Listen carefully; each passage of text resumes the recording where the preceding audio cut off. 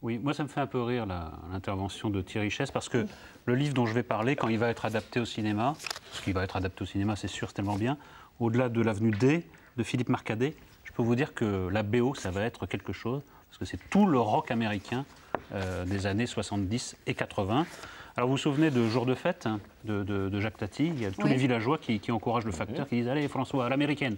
Alors Marcadet, il a essayé de se le faire à l'américaine, c'est-à-dire qu'un jour, il a décidé de faire la route 66, la fameuse route mythique 66, mais à la française, pas à l'américaine, Route 66, fameux morceau de rock, mais en camionnette. Alors ça, c'était son but initial, et à l'arrivée, ça donne quoi? 10 ans.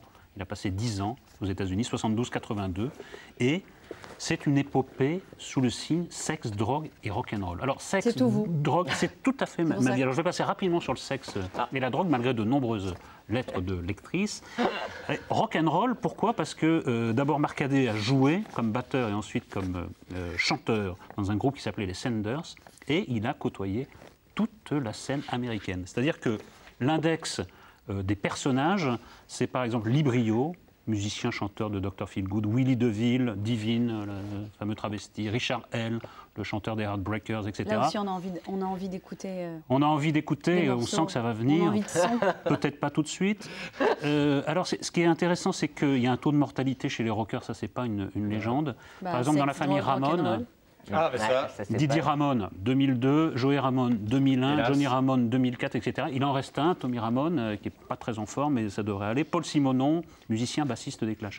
Et Philippe Marcadet est toujours là où ça se passe. C'est-à-dire il est là au CBGB quand il y a l'explosion du punk. Alors ce qui est émouvant, c'est non seulement de retrouver une période qui nous paraît déjà un peu lointaine, dans ces temps de musique formatée, c'est de retrouver des gens voilà, qui, pour certains, ont disparu. Puis surtout, c'est de découvrir, parce que ça se passe essentiellement à New York qui n'existe plus. Voilà, c'est une ville qui s'est beaucoup assagie, mais dans les années, fin des années 70, début des années 80. Des artistes. Oui, puis le club CBGB, on y a tous traîné avec Fab, vous pensez, enfin, on ne peut pas tout raconter ici. Et Marcadet arrive à faire revivre cette époque et ce milieu. Moi, je n'avais jamais entendu parler de ce type qui a été pourtant à l'épicentre de toute cette période. Un livre formidable. Merci. Thierry, vous avez le droit de répondre à ce que vous a dit Eric tout à l'heure. Vous avez envie d'en rire de son livre?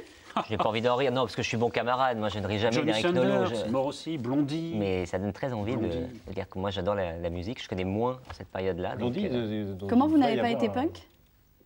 T'es trop petit, tu vois. Voilà. J'aurais pu être bébé punk, mais même bébé punk, j'ai pas été. Alors que Patrick, lui, il a tout vu, il a tout vécu. Non, mais ça oui, et c'était bien. Madonna. D'ailleurs, enfin, Madonna, sa sœur. Excuse-moi, Madonna, pas la frangine de Madonna. Elle était à côté, la frangine. Oui, elle était à côté. Luxe intérieur et Poison Ivy. On termine avec l'histoire de Patrick Fabre. Laissez la parole à votre camarade. Bien sûr, bien sûr. La petite histoire du soir.